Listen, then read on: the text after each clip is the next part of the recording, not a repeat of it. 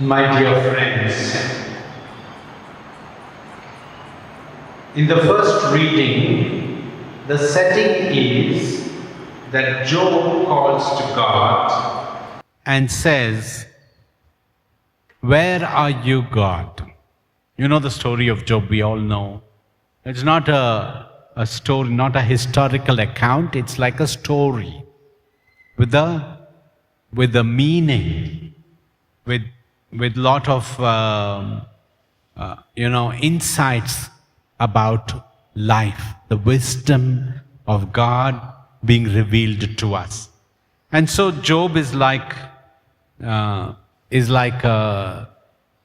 man who is asking questions, and his three friends and his wife, they come and give him a lot of counsel. His wife even says, "Curse God and die." But Job says, "No, I will not do that, for I know my Redeemer lives. And so, I want, though my skin has been destroyed, my flesh is rotting, my children have died, my cattle and everything is destroyed, but I want to know from God, why? What did I do?" His friends even suggested you might have committed sin, and therefore this is the punishment for sin. And so Job says, "I want an answer." So it's like a setting. He calls God to, quote, "Come, I want to ask you these questions. Answer my question." Sometimes when we are faced with suffering, when we have difficult times, we might ask God the same way. When somebody dies in the family, for instance, or a very loved and dear person dies, or some injustice has occurred to some person, or somebody is suffering from a great illness, or when there are financial difficulties, when relationships break down, in all these circumstances, sometimes we ask, "Why, God? What is it that we have done to deserve this?" How do we say that the heart of Jesus thirsting for justice, and here we can see a human person representing all of us. Job is thirsting for justice, and he asks God for that justice. What does God say to him when he comes? He says, "You have asked all these questions. Have you commanded the morning since the days began? Have you seen the beginning, the source of light? Do you know the gates of death? Do you know where darkness comes from?" And all, it's a philosophical kind of a question. Interesting. When you know this way the background is, and these questions are being asked, and Job is asking these questions. Actually, the entire book of Job is the middle part. The story is only in the beginning and the end, which is not important at all to the whole story of Job. But Job wants to ask that crucial question, why do innocent people suffer? Is God so bad that he allows suffering for the innocent person? It's a big problem in theology. It's called as theodicy. How can an innocent human being suffer? How can an innocent child die because of the madness of war? How can somebody suffer so much because they've got cancer? All these questions. And then we come to this whole question, where is justice? As we read Job, it's not there in today's, but today Job says, when God asks him all this question, what does Job say? "I asked the question once, I will not speak again." He put his second time. "I put my hand on my mouth." Wonderful. But then God has this dialogue. Go home and read the book of Job. Finally, Job says, "I have heard of you, my Lord, now I see you. That is enough for me. I have heard of you from the scriptures. I have prayed to you.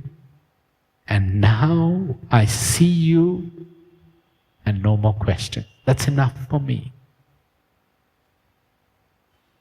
Today, actually, if it was not First Friday, we would have been talking about, it's a saint actually, and we keep the saint, and I read the prayer for the saint. It's the feast of Saint Francis of Assisi, which means it's also the feast of the Pope. In Rome, it will be a holiday. If you are a seminarian in Rome, all seminaries, schools, colleges, everything closed, Catholic institute. Feast day of the Pope. I've visited Assisi many times. And I went to one particular church which I like very much, which was built in the time of Saint Francis of Assisi, and it's still maintained like that after all these 700, 800 years. One day, Francis of Assisi was not like a rich priest you see nowadays, no? Nice shoes, cell phone, bike, or car, including me. We're all sinners. But nowadays we need so many things for communication, for transport and all. But in the days of Assisi, St. Francis of Assisi was only in Assisi. He walked everywhere. He walked by the river and he looked at the river and said, "My sister river, how do you do?" Looked at the moon and looked at God's creation and said, "Oh God, you have given me sister moon and brother sun." He wrote a beautiful poetry. And he was wandering about, sometimes barefoot in the cold weather, with just something like a gunny bag. He came from a very rich family. He took a very austere life.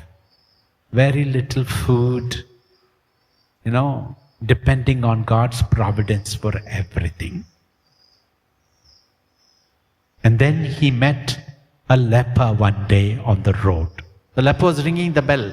"Go away from me, unclean, unclean." And Francis, when he saw the beauty of God in all of creation, he even saw the beauty of this person created in the image and likeness of God. So he went up to him, though the man was keep screaming, "Don't come near me."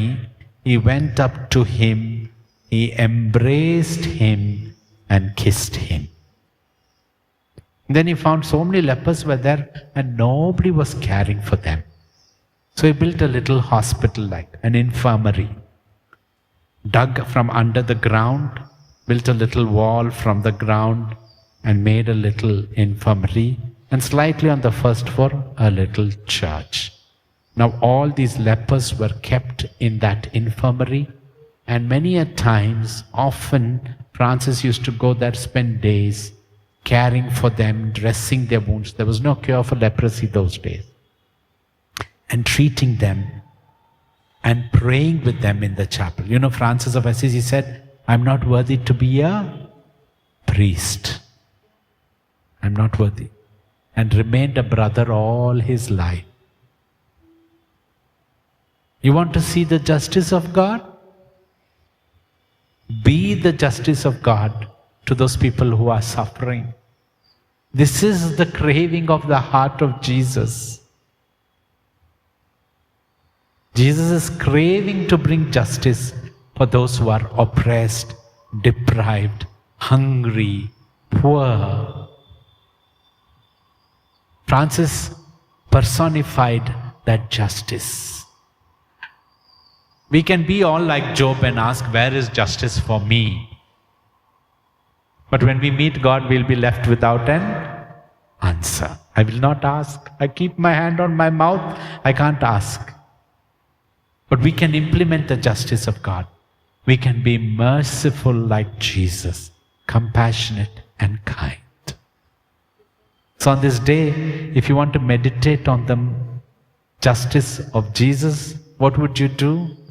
Look at areas where there is hurt, where there is injury, Francis says, let me be an instrument, a channel of your peace, where there's hatred, where there's injustice, where there's hunger. Let me be an instrument that satisfies hunger with food, quenches hatred with love, brings peace in all situations. And this is the heart of Jesus, that is craving, seeking justice.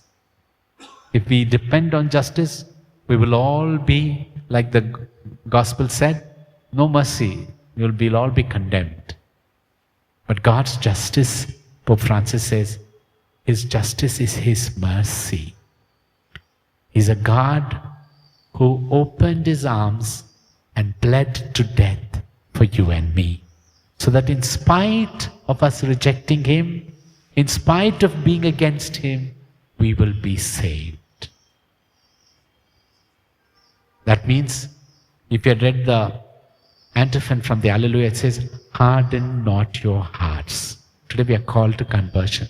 Let us change ourselves. Let us be compassionate, merciful to one another. The one who's sitting next to me, the one whom I don't like at my home, the one of my cousins or my aunts whom I cannot forgive, or my friends, wherever I am. Let us bring peace and justice in this world through the compassionate heart of Jesus. And may God bless each one of us.